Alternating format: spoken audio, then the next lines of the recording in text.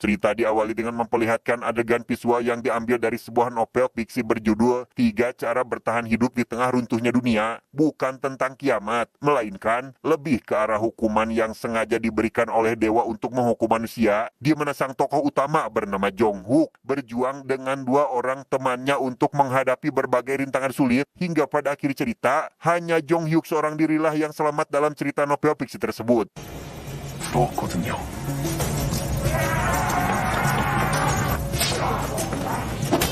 이중욱과 동료들은 무절한 적들을 단숨에 제압했고 Dan kisah akan berfokus pada seorang pria yang merupakan penggemar berat novel itu bernama Dokja. Ia yang sudah membaca novel itu sejak awal masuk SMP, jadi satu-satunya orang yang bertahan sampai akhir dalam menyelesaikan cerita itu. Namun karena tak puas dengan akhir ceritanya, ia memberikan komentar untuk si penulis bahwa novel hasil karyanya tidak memuaskan. 마침 소설이 끝난 오늘이 마지막 출근이네요. 독자씨 고생했어? Bertepatan dengan tamatnya novel itu, Dokja kini harus jadi pengangguran karena kontrak kerjanya sudah habis, dan sepulangnya dari tempat kerja, ia yang biasa menggunakan kereta api sebagai alat transportasi, secara kebetulan bertemu dengan rekannya di tempat kerja bernama Sangha yang juga bernasib sama dengan dirinya. 빨리 마음 잡고 나한테 맞는 데 찾아야죠. 고마워요.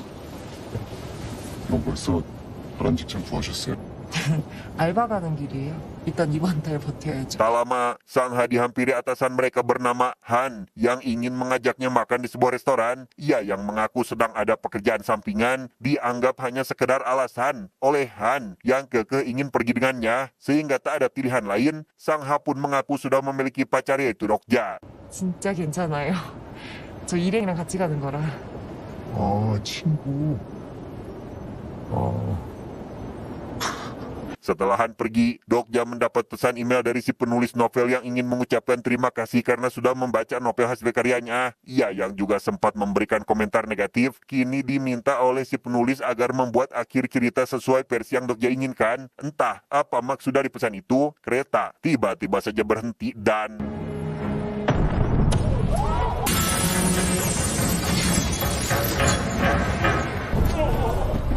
괜찮아요? 제8,612 분석계의 무료 서비스가 종료되었습니다. Ya, entah apa yang terjadi, Dokja yang teringat jika kejadian seperti ini persis sama dengan yang ada di dalam novel, semakin dibuat yakin saat muncul makhluk asing bernama Dokkaebi. Dokkaebi yang meminta waktu para penumpang agar mendengarkan penjelasannya, seketika dibuat rungsing saat ada salah satu penumpang yang tidak sabaran sehingga... 빨리 바빠 죽겠는데 지네 맘대로 차를 세우고 지랄이야.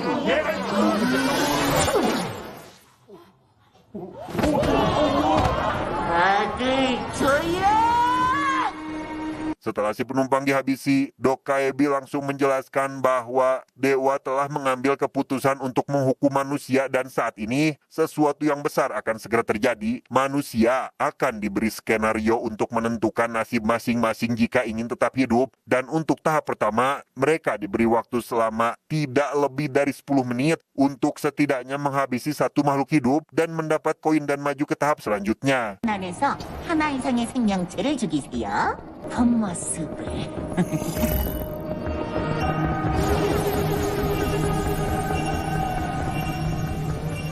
Tepat saat hitungan mundur sudah dimulai, Dokja seketika dibuat terkejut saat melihat ada sosok Jong Hyuk, tokoh utama dari novel. Entah ini nyata atau sekedar mimpi, Dokja yang sudah membaca novel dari awal sampai akhir pun tentu sudah bisa menebak terkait apa yang akan terjadi selanjutnya. 잠깐만.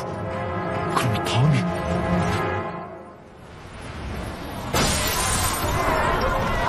이상의 생명체. 하나 이상의 생명체.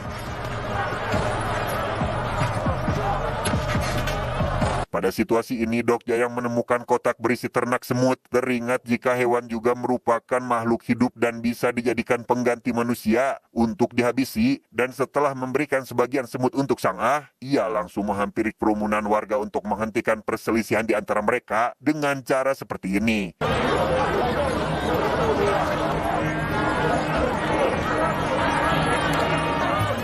해당 구역 최초의 사례가 발생했습니다. 사례자에게 300코인을 지급합니다. Alhasil, terjadilah sedikit perdebatan karena semut yang ada dirasa tidak akan cukup jika dibagi rata. Hingga tak lama, Han seketika datang mengambil kotak itu yang membuat warga kembali saling berebut untuk mendapatkannya. Tanpa memperdulikan Han dan yang lain, Dokja yang melihat seorang pemuda gerengseng menyerang wanita parubaya langsung menghentikan si pemuda dan menawarkan semut sebagai ganti untuk dihabisi. 미쳤나? 아저씨 죽고 싶어요? 그쪽 할머니도 살 수 있어. 나도 벌레 있어. Teringat jika si pemuda adalah rekan Jong Hyuk dalam novel, Dokja yang baru mengetahui sifat sebenarnya dari sosok itu tidak memiliki pilihan kecuali harus memberikan perlawanan. Ia menggunakan koin yang sebelumnya didapat untuk membeli item kekuatan dan 근력에 300코인 투자. 근력에 300코인을 투자합니다. 근력이 향상됩니다.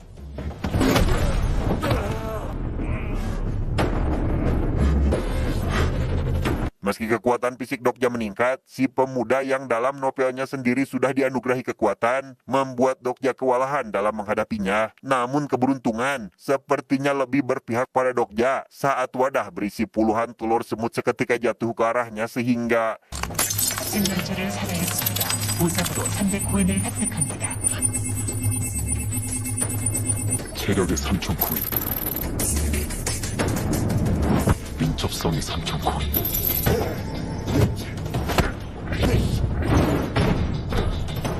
Dan ya, Dokja dapat membalikan keadaan hingga membuat si pemuda menyesali perbuatannya. Namun, mengingat sifat si pemuda yang tega menghabisi nyawa orang lain demi kepentingan pribadi, membuat Dokja kali ini mengambil keputusan untuk membiarkan si pemuda tidak menyelesaikan tahap ini dengan cara tidak memberinya semut untuk dihabisi, termasuk melindungi si wanita parubaya sampai batas waktu habis. 장시간 만료. 시나리오가 종료됩니다.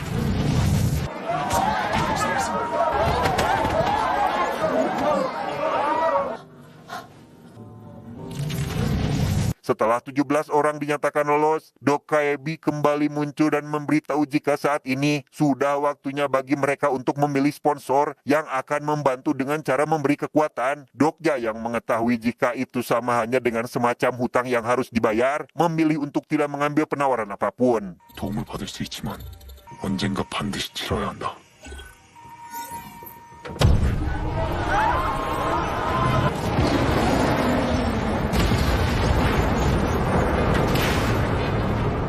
Kereta pun terguling akibat makhluk dari dalam air yang ujug-ujug menyerang kereta. Tak lama, Dokja yang melihat seorang pria berseragam tentara langsung teringat jika sosok itu adalah Hyung Seon yang merupakan karakter dari novel yang ikut berjuang dengan Jong Hyuk. Sehingga dengan cepat, Dokja segera memberitahu pria itu tentang cara mengaktifkan kekuatannya.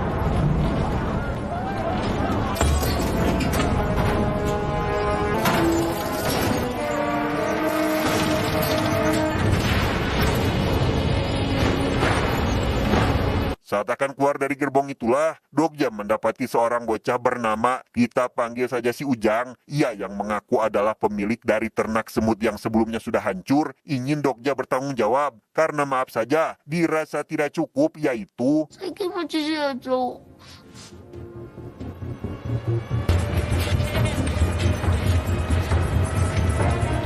sambil menggendong si Ujang, Dokja dan yang lain pun lari menuju daratan untuk keluar dari jembatan, di mana masalah lain seketika muncul saat seekor monster dari dalam air memotong akses jembatan, disusul oleh Dokaebi yang menghidupkan lagi jasad yang sudah mati untuk menyerang sehingga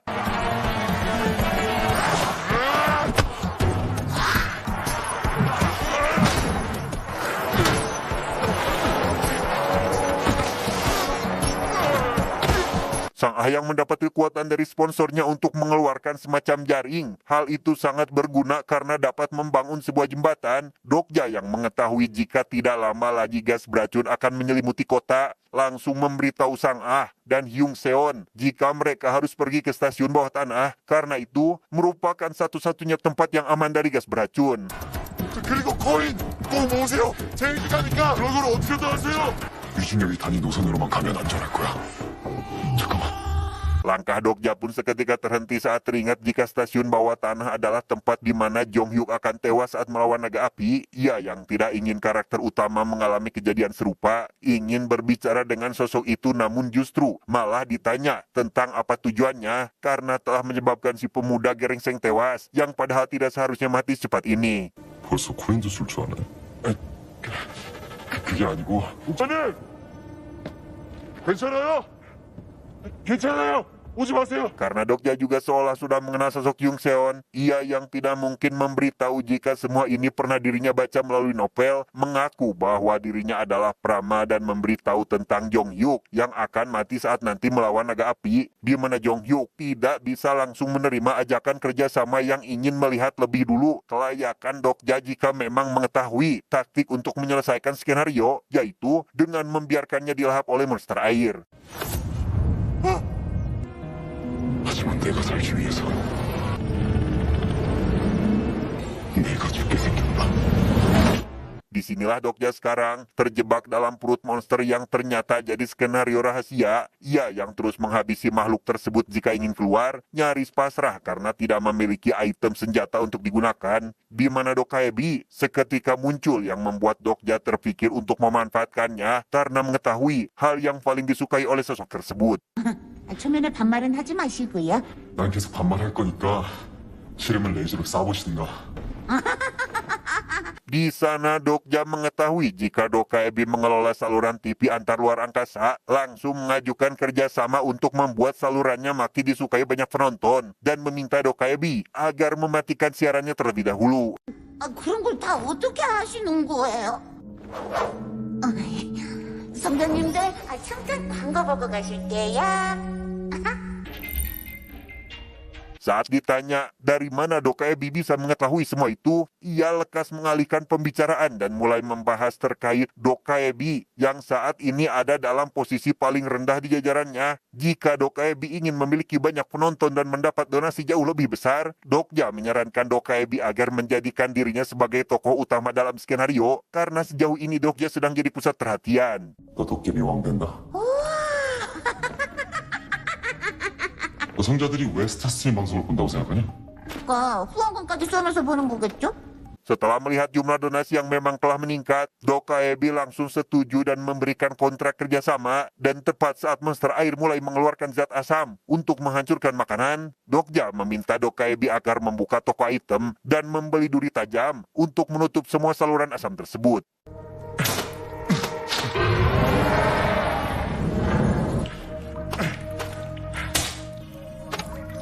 Keesokan harinya, Dokja yang sudah berhasil menghabisi monster itu mendapat 9.000 koin sebagai hadiah. Ia juga menemukan inti kehidupan dari makhluk tersebut dan ingin Dokaebi agar melelangnya di toko, bukan untuk dijual, melainkan ditukar dengan item bernama Iter Keyakinan yang diketahui sangat langka. 교환 물품은 신념의 에테르.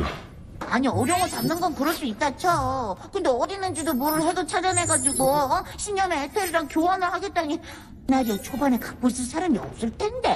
Dokaebi yang tidak menduga Dokja mengetahui semua ini langsung memberikan hadiah berupa item yang akan berguna saat nanti keluar dari sana. Dan setibanya di daratan, Dokja yang mendapat notifikasi bahwa beberapa sponsor ingin mendukung perjalanannya sama sekali tidak tertarik untuk menerima tawaran dari pihak sponsor manapun. 성자 관련된 알림장 좀 바꿔줘.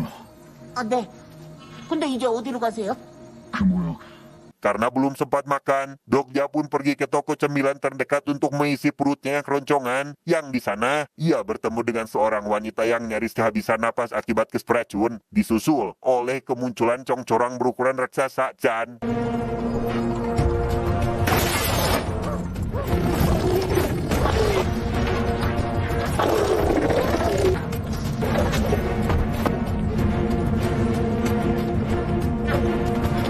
Di sana, si wanita bersama Wiwon yang merupakan pembelot dari sebuah organisasi pemburu membuat Dokja sadar jika Wiwon adalah karakter tidak penting dalam novel yang seharusnya sudah mati. Saat berada dalam toko tadi, Dokja yang mengetahui organisasi itulah yang jadi penyebab Wiwon nyaris tewas, tidak memiliki pilihan kecuali memberikan kelompok itu pelajaran sampai akhirnya 제 군주의 가호를 받습니다. 골라도 어떻게 저런 허접한 배우성. 가슴, 오른쪽. 참, 이 아저씨는 한결같네.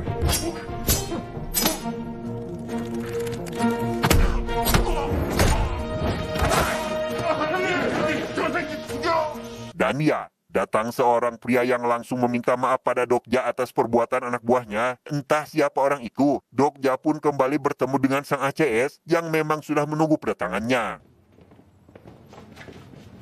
덕자 씨,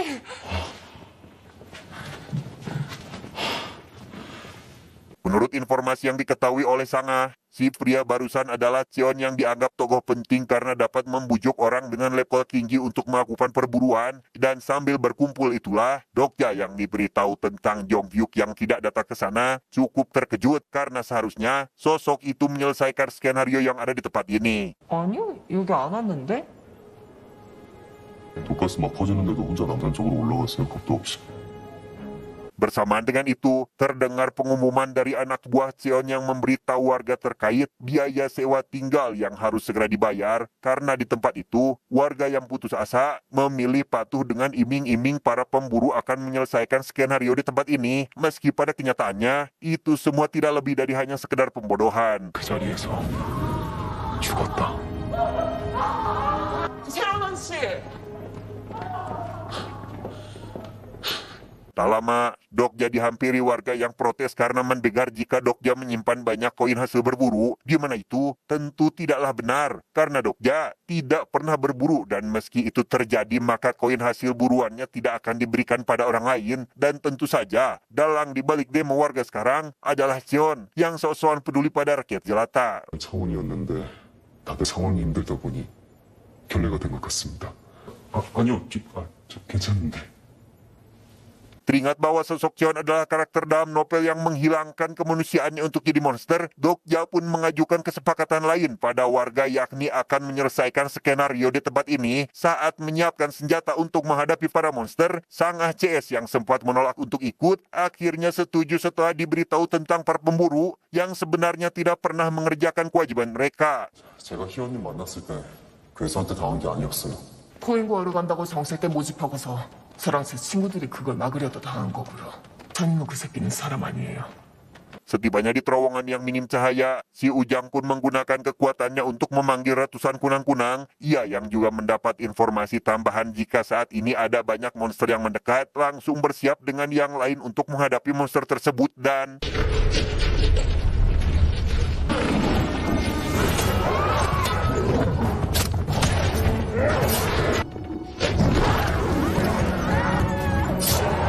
Sang ayang diculik oleh salah satu monster, membuat Dokja dan yang lain langsung bergegas melakukan pengejaran, dan sesampainya di ujung rel kereta yang merupakan sarang monster tikus tanah, mereka harus mengalahkan monster untuk menyelamatkan Sang Ah, termasuk mengakhiri skenario kedua ini. 제가 먼저 들어갈게요.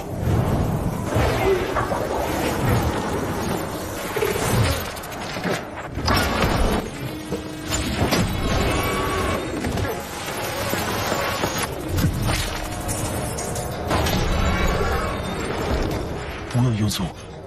이게 된다고? Monster tikus yang mengaktifkan kekuatan bernama penjara ilusi. Hal itu dapat menjadikan siapa saja orang yang terjebak akan terlarut dalam kenangan buruk hingga mati, di mana Huiwon yang nyaris tidak selamat berhasil dihentikan oleh Dokja tepat saat wanita itu mulai berhalusinasi.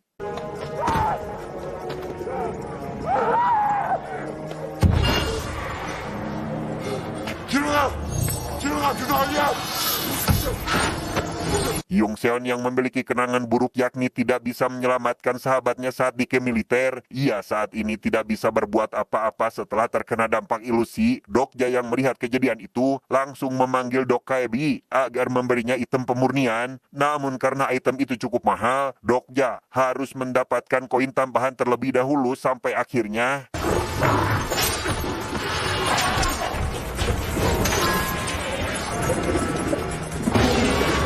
코인을 지출 100점 단기를 구입합니다.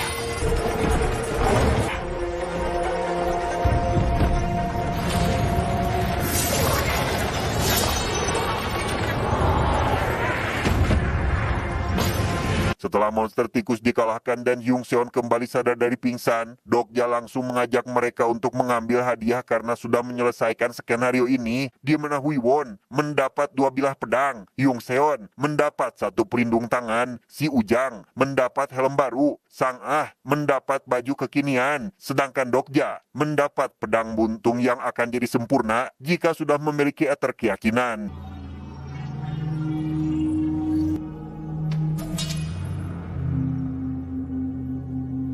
Saat akan pergi dari sana, si Ujang yang menemukan sebuah batu bersinar diberitahu oleh Dokja bahwa jika batu itu dimakan, maka orang yang memakannya akan terjebak dalam ilusi, dan setelah menyimpan batu itu untuk jaga-jaga, Dokja mendapat pertanyaan dari Won terkait siapa sebenarnya Dokja ini, karena seolah mengetahui dan pernah tinggal dalam dunia tersebut. 배우성도 없고 특별한 스킬도 없잖아요. 정말 앞일을 알 수 있다고요? 예지력이요? 와, 독자씨 진짜 대박이다.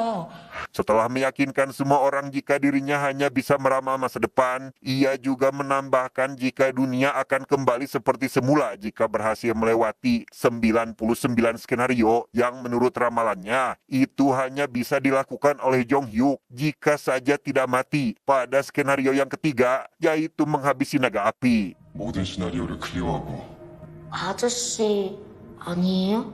유중혁이요. 어머, 그 남자가요? 잘생겼어. Karena monster tikus hanya sebuah pengalihan dalam skenario kedua ini, Dokja CS pun harus menghabisi monster yang sebenarnya, yaitu siapa lagi jika bukan Cheon, dan tanpa buang waktu, Won yang memiliki dendam terhadap sosok itu dan para anteknya langsung pergi untuk melakukan pembantaian dan...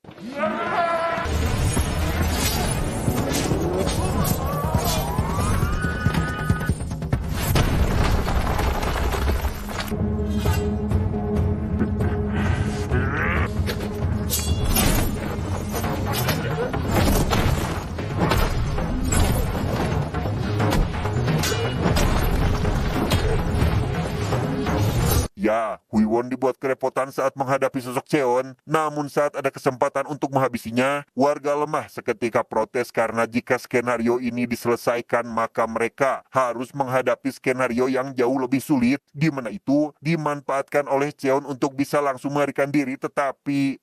구형내 인간들은 나쁜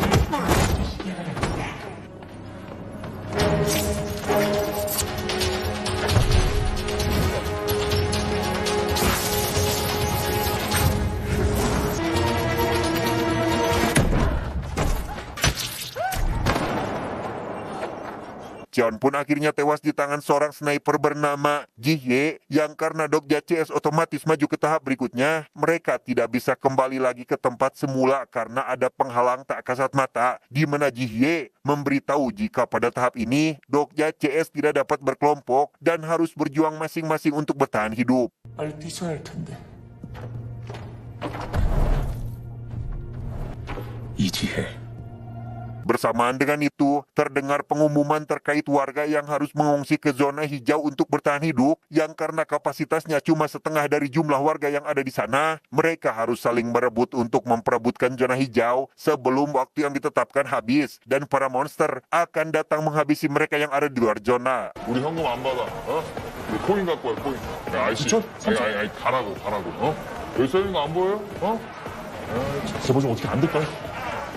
Penguasa di sana bernama Samsul yang memiliki lahan pribadi mempersilahkan siapa saja yang ingin mendapatkan zona hijau jika berani membayar dengan sejumlah koin, dan setibanya Dokja di sana, ia langsung meminta mereka agar berpencar demi mencari zona hijau. Hingga tak lama, Dokja dihampiri Ji-hye yang baru mendengar kabar terkait Dokja yang katanya adalah peramal, di mana Ji-hye mendapat amanat dari Jong Hyuk untuk memberitahukan sesuatu bahwa Dokja harus membiarkan teman-temannya tewas jika ingin bekerja sama untuk menghabisi naga api. 혼자만 살자니까 고민돼요.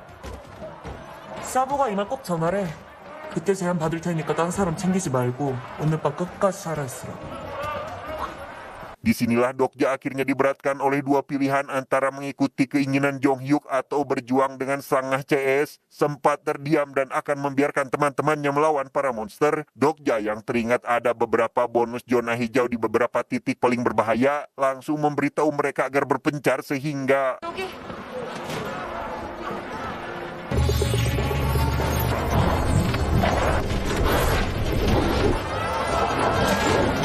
빨리 들어가야 된다니까.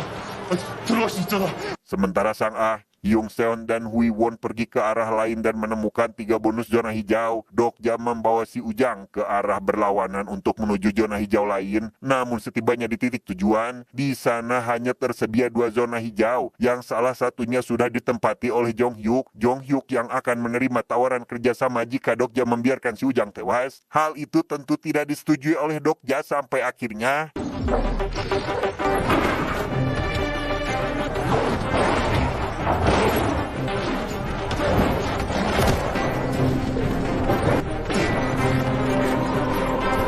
dan ya, berkat batu ilusi yang dimakan, Dokja pun terbebas dari para monster namun harus terjebak dalam dunia ilusi, di mana Dokja yang ternyata memiliki kenangan buruk saat masih sekolah, ia dihantui oleh rasa bersalah karena telah membiarkan teman dekatnya tewas. Akibat sering ada yang merundung, hal itu tak bisa dirinya lupakan dan tidak ingin lagi mengulang kejadian yang sama.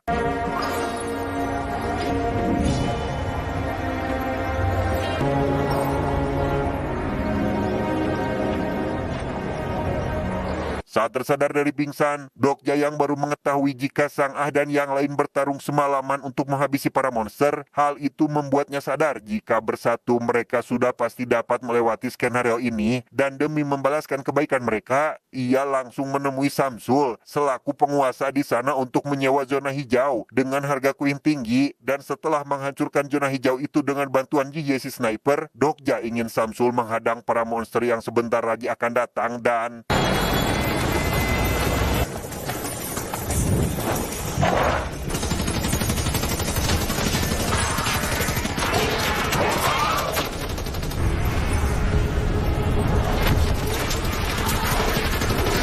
setelah momen seperti ini, monster naga api muncul lebih cepat dan Jong Hyuk juga datang ke sana untuk menghabisinya. Dokja yang tidak ingin sosok itu mati, meminta Jong Hyuk agar tidak perlu ikut campur dalam mengatasi skenario ini. Namun karena Jong Hyuk tidak percaya dengan ramalan, ia tetap pergi untuk menghabisi monster naga api tersebut.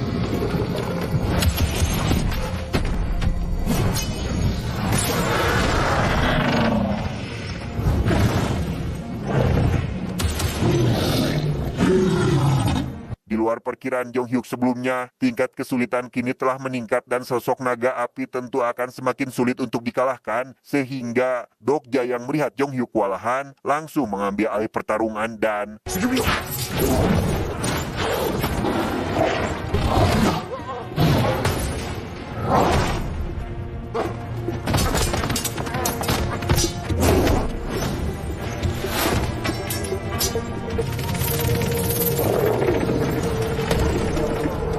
ya, beruntung si Ujang memanggil Chong Corang raksasa demi menyelamatkan Dokja dari monster itu, sampai ketika Chong Corang hampir tak berdaya karena tidak dapat menandingi kekuatan lawannya, si Ujang yang terus memaksakan diri pun membuat Yung Sun simpati dan tidak ingin hanya berdiam diri, sehingga ia langsung mengaktifkan kekuatan tersembunyi di dalam dirinya.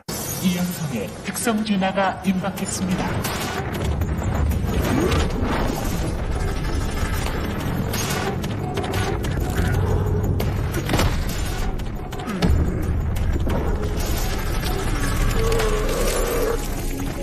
Bukan hanya Hyung Sun, Hui Won dan Sang Ah pun langsung menyatukan kekuatan untuk menyerang naga api. Mereka melakukan serangan kombinasi di mana Dokja akan menargetkan inti kehidupan yang ada pada dada makhluk itu, meski konsekuensinya adalah kematian.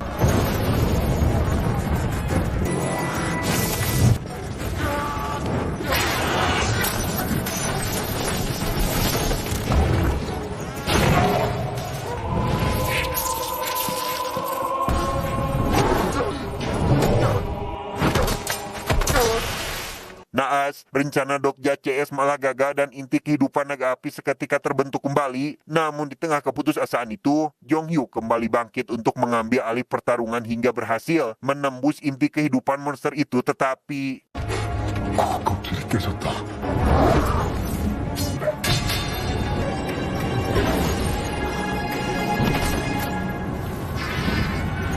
dan Ania. Jong Hyuk pun tewas terbakar akibat monster naga api yang sulit dikalahkan, yang karena pemeran utama kini sudah tiada, maka hitungan mundur penghancuran bumi tidak lama lagi akan segera berjalan, di mana harapan seketika datang tatkala muncul notifikasi terkait inti kehidupan monster laut yang sudah ditukar dengan ether keyakinan, sehingga tanpa buang waktu lagi, langsung menggunakan item langka tersebut untuk menghabisi naga api sehingga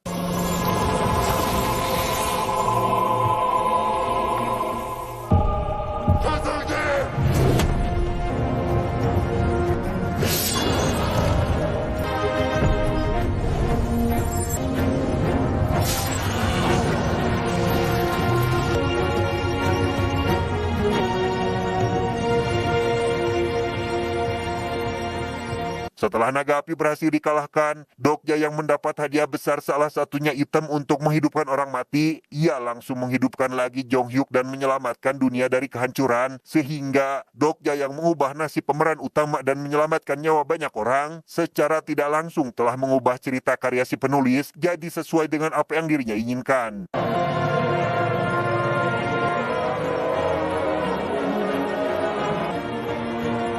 이 이야기의 결말을 새로 쓰겠다.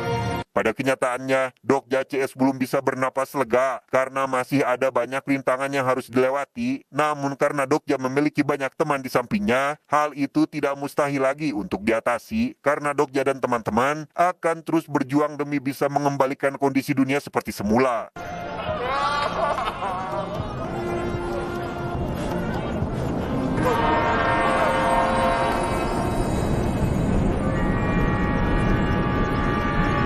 Tamat.